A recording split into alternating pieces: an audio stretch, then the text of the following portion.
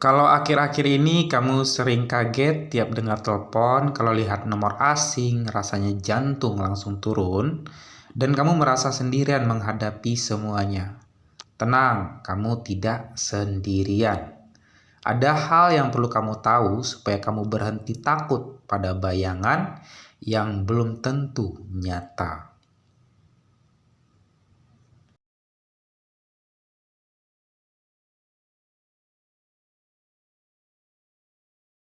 Banyak orang ambil pinjaman bukan karena gaya hidup, tapi karena keadaan mendesak. Kebutuhan datang bersamaan, penghasilan tidak sesuai rencana, dan ketika jatuh tempo datang lebih cepat dari kesiapan kita. Rasa cemas itu muncul bukan cuma soal uang, tapi soal harga diri. Soal takut dihakimi ya. Sekarang mari kita bicara fakta ya. Konsekuensi paling nyata dari gagal bayar itu bukan didatangi FC lapangan ya. Salah satunya paling efeknya itu adalah skor kredit ketika gagal bayar di Finplus ini ya. Setidaknya kita jauh dari riba ya teman-teman ya. Mengenai FC lapangan ya berdasarkan pengalaman yang banyak yang galbay belum pernah ada yang divisit ya teman-teman ya. Untuk galbay di Finplus ini ya untuk potensinya kemungkinan ya Jakarta, Bekasi, dan Tangerang ya. Kalau mungkin tagihannya di atas 2 digit ya. Tapi untuk bukti validnya untuk FC lapangannya belum ada sampai detik ini ya teman-teman ya. Berdasarkan pengalaman. Nanti ke depannya kalau ada update terbaru akan saya upload ya video terbarunya ya. Yang pastinya galbay di Finplus ini efeknya paling pertama ke skor kredit ya teman-teman ya. Ke aplikasi lain akan sulit, berpotensi masuk slik OJK. Hanya itu aja teman-teman ya. Itu konsekuensi finansialnya ya, bukan hukuman sosial, bukan akhir hidup teman-teman ya.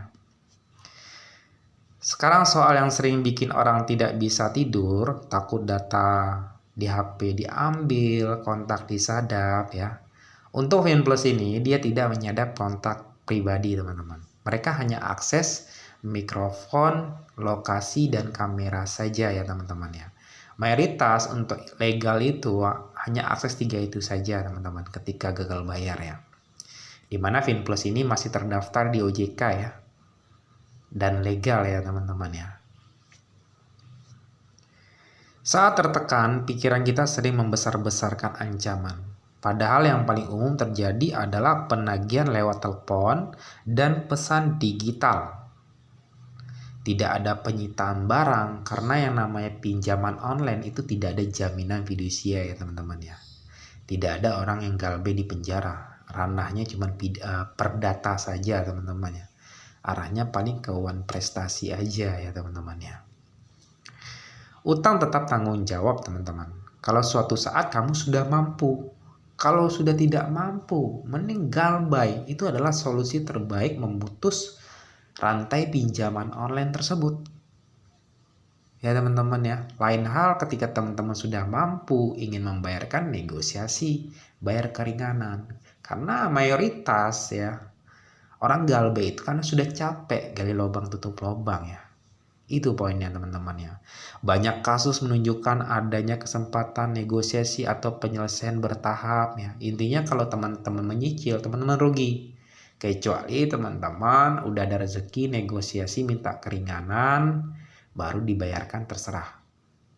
Kalau teman-teman cicil itu akan rugi teman-teman ya. Yang ada belum memotong dendanya dulu, bunganya dulu ya teman-teman ya. Kalau menyicil ya mendingan perbaiki dulu semua. Nanti ketika sudah ada rezeki minta keringanan baru dibayarkan teman-teman. Namun kalau sudah tidak ada dana memaksakan cicil itu bukan solusi teman-teman ya. Bukan saya mengajarkan galbay. Kalau udah nggak kuat buat apa dibayar gitu loh. Mending gagal bayar dulu sementara teman-teman. Itu adalah jalan terbaiknya teman-teman ya. Kalau kamu sedang di fase ini mungkin kamu merasa malu. Mungkin kamu merasa gagal. Tapi dengar ini baik-baik teman-teman. Masalah finansial bukan identitasmu. Ini fase, bukan akhir. Tenangkan pikiran, rapikan langkahmu pelan-pelan ke depan.